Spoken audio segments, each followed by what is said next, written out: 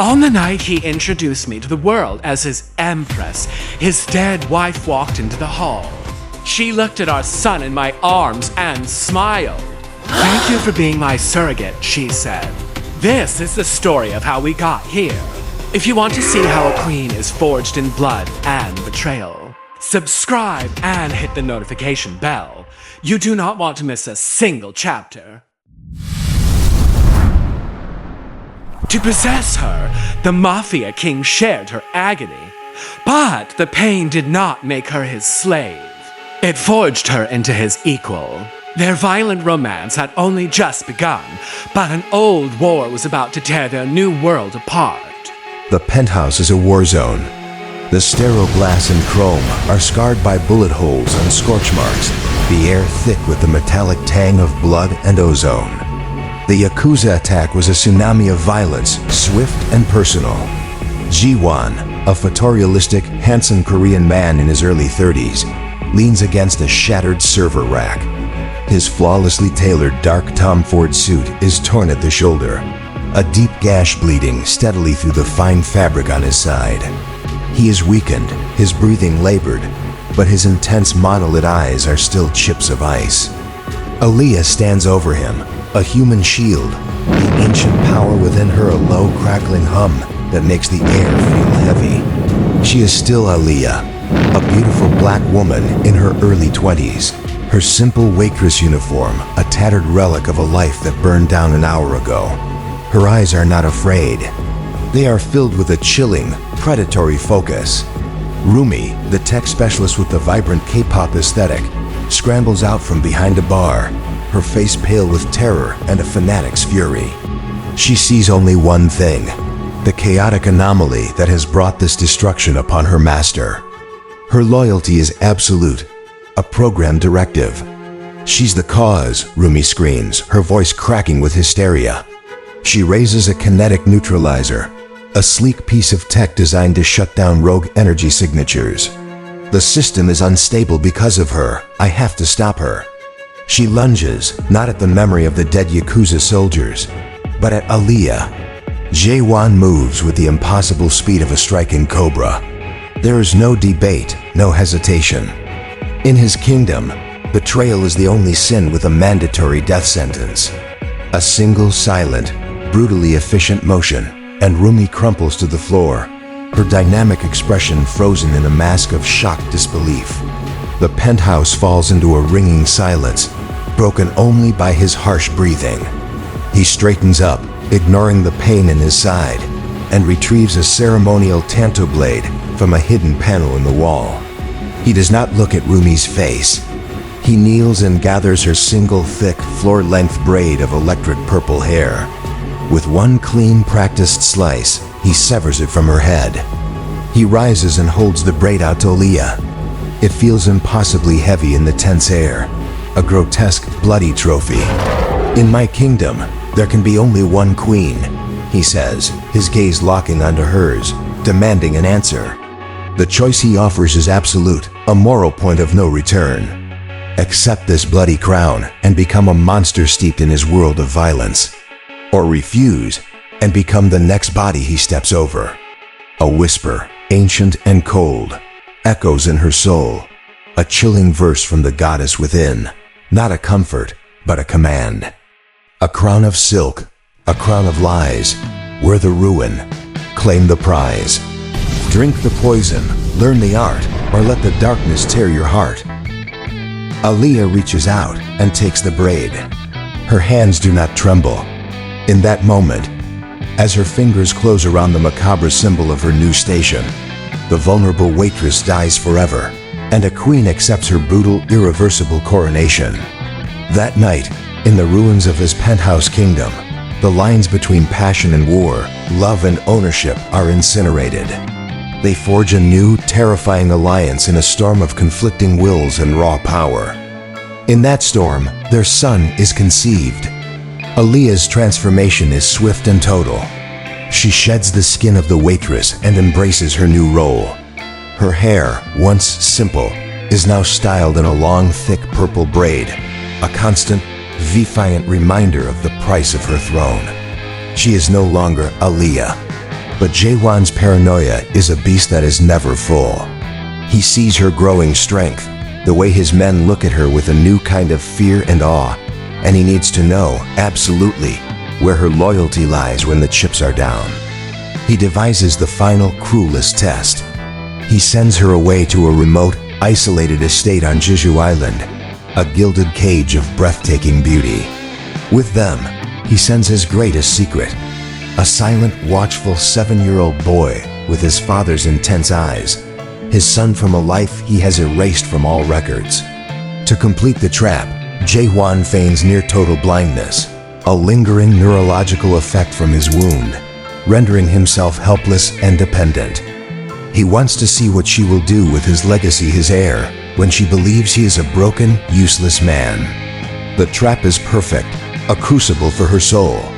But his enemies are faster and smarter than he anticipated. They see her isolation not as a test, but as the perfect opportunity to strike at his heart. To save her, to save both his sons, Jaewon initiates his most desperate gambit. He publicly denounces her. In an encrypted broadcast message to the entire underworld, he calls her a witch, a parasite who fed on his weakness, his greatest mistake. He exiles her, pregnant and alone, stripping her of all titles and protection, declaring her an enemy of his empire. It is a masterful, soul-crushing performance of betrayal, designed to make his enemies believe she is worthless to him. For Aaliyah, it is a fall from a throne she never wanted, straight back into the abyss she thought she had escaped. She is once again an outcast, hunted, and carrying the child of the man who just fed her to the wolves.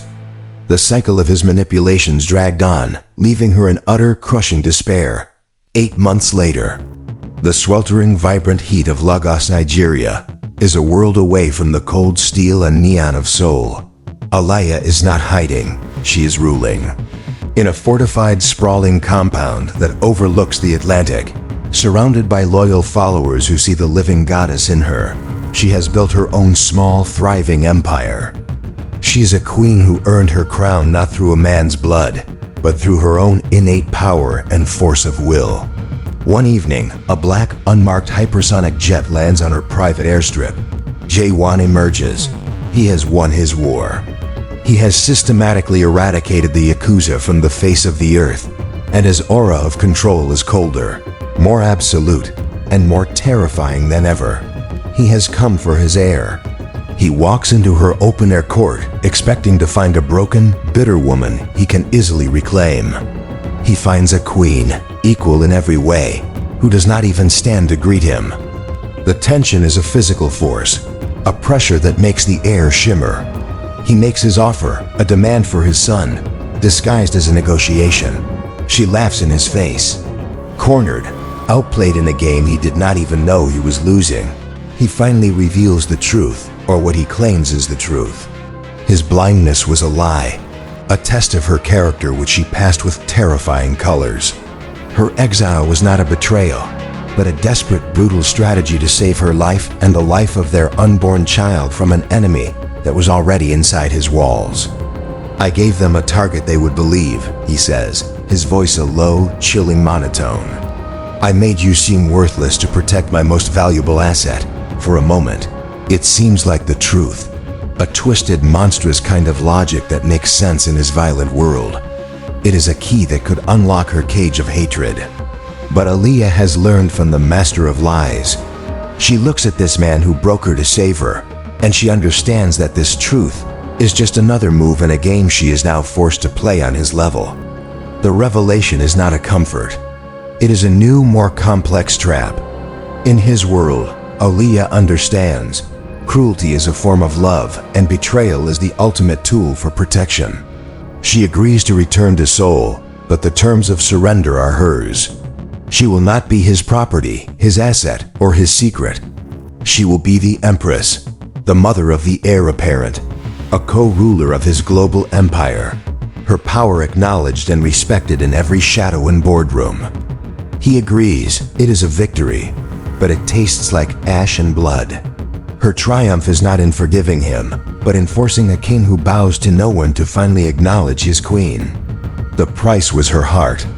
The grand hall of the Aura Grand Hotel is a sea of black ties and glittering diamonds, filled with the most powerful and dangerous people in Asia. Jae-won, looking every bit the photorealistic, handsome Korean man in his dark Tom Ford suit, stands on a dais. Beside him stands the new Aaliyah. She is a vision of regal power. Her long, thick braid is a river of rich, royal purple. Her symmetrical face is calm and confident, her dark skin glowing under the lights. A fitted dress of shimmering silver sequins molds to her body, a K-pop glam aesthetic repurposed for an empress. In her arms, she holds their infant son. Jae-won raises a glass of champagne. "I present to you my son and my empress," he announces, his voice ringing with absolute unchallengeable authority. "The future of our legacy." At that exact moment, the grand doors at the back of the hall swing open with a silent, dramatic flourish. A woman walks in, a ghost from a forgotten grave. It is Min-so, his wife, the one who supposedly died in a fiery car crash years ago. She glides through this silent, parting crowd, her steps perfectly measured. She stops before the dais. She looks not at Jae-won, but at the baby in Aaliyah's arms, and a cold, perfect reptilian smile spreads across her face. This is the moment, the final hook. On the night he introduced me to the world as his empress, his dead wife walked into the hall. She looked at our son in my arms and smiled. "Thank you for being my surrogate," she said. And behind her, dozens of guests, waiters, and guards slowly raised their weapons, every single one aimed directly at a stunned, uncomprehending Jae-won. What would you do if you were in Aaliyah's shoes? Would you fight for the man who broke you, or for the throne you've earned? Let me know your thoughts in the comments. Loved the intensity between them? This is where their story is now. Click on our playlist to go back to day one and see the moment it all started. And don't forget to like and share this story with anyone who knows that sometimes the greatest love stories are also the most brutal wars.